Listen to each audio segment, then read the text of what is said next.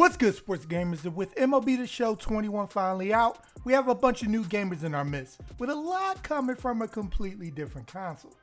So you're going to want to know how things work around here. So with this video, I'm going to go over some basics you should know when you hit the field in MLB The Show 21. So alright, let's get it. First, I'm going to go over something that plagues many veteran MLB The Show players till this day, and that's dropping your PCI, which is the yellow thing here. On pitches you don't need to drop it on and end up popping up a meatball pitch. I don't care if you haven't played a game yet, there's a 50-60% chance you're going to drop that PCI on the down the middle pitch at least once during your first week for no reason. It's as if our mind is evil Kermit, and as soon as it looks like the ball is coming straight down the middle, your brain goes, drop it. But you must fight that urge. There are different ways to avoid this soul-crushing habit. You can move your PCI before the pitch is thrown to put it in a better place so that you can compensate for this habit. You can swing your left stick around before the pitcher throws the ball. Guess the pitch and sit middle so you're more likely to keep it right there. Or even holding the left stick with two fingers can prevent you from subconsciously swinging down on the left stick with the break of the ball. Try out different methods and see what works best for you if you catch yourself doing this. Another tip that is important for you to know is hitting to the opposite field. Knowing how to do this can eliminate a problem many gamers have in trying to pull everything. Which I mean, it's natural. You're going to try and swing as soon as the ball gets close to you. And when you do that, you're going to pull it 100% of the time. This is why off-speed or breaking balls low on the way are so effective. Because batters aren't patient enough to let the ball travel deeper into the strike zone and instead want to naturally hurry and jump on the ball. So what happens is if the pitcher throws a pitch on the outside part of the plate, since you swing like you just got thrown a fastball up and in, you're going to pop it up because you didn't adjust your timing to the location of the pitch. So one way to work on your opposite field hitting is assuming they're going to throw it there, the outside part of the plate. So it's already in your mind to look for it, and you can slow down how fast you hit the swing button just a smidge so you can properly square up the ball. And if they try and beat you inside, you will recognize it's not an outside pitch and speed up your swing to the speed of the ball to meet it. Instead of doing it backwards expecting an inside fastball, and if they throw something soft in the way, you're vulnerable. And like I said, you either swing and miss or make weak contact. If you give the hint to the pitcher that all you want to do is pull pitches down the line, you're in trouble. An easy way to tell if you're improving on hitting pitches to the outside part of the plate is if the amount of hits up the middle and balls in play start to increase, which tells you you're letting the ball get deeper in the zone for you to hit. Now, when you're pitching, you don't just want to go out there and select pitches at random.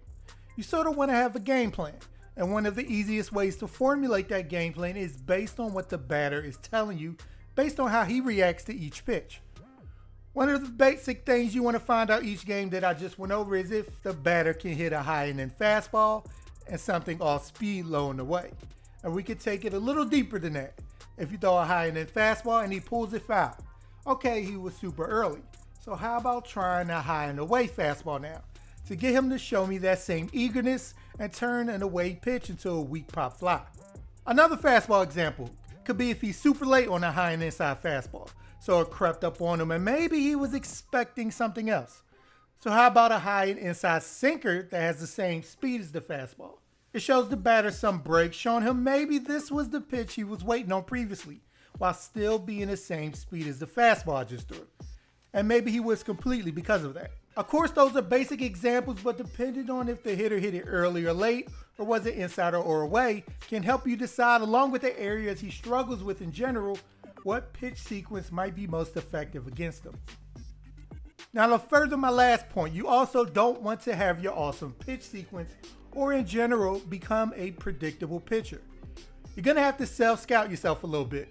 Are you throwing a four-seam fastball on the first pitch every time? I know it's easy to get into a rhythm of doing it, but your opponent will begin to notice this as well and go, hold up. Then bam, he just took one deep on a seemingly unhittable pitch for the first 2 innings.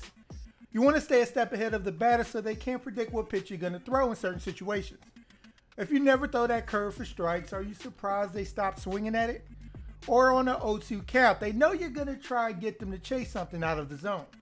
Some of us still swing at it, let's be real, I'm guilty. The worst is when you throw that fastball and the batter can go, okay, he just used that pitch, he's not throwing it again. But that's when you do, you know? Next, let's talk about bullpen management. You never want to start warming up a pitcher when your pitcher comes up to bat. You want to do it the inning before he's scheduled to bat so they have enough time to warm up. And despite forcing the reliever to stay out there for a minimum of 3 batters, working the platoon splits can still be your best friend depending on your opponent's stats against each hand.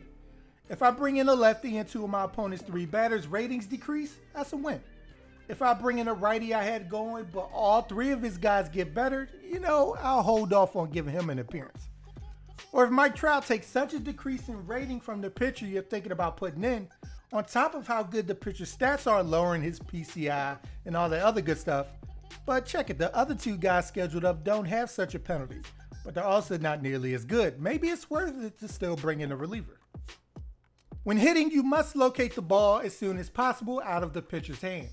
I would suggest focusing on a certain area in the backdrop where the ball will first appear so you can pick it up as soon as possible. So you can pick up as much information about the pitch as soon as possible. One stadium, it may be the railing that the ball appears in front of. Another, it could be the padding on the outfield wall.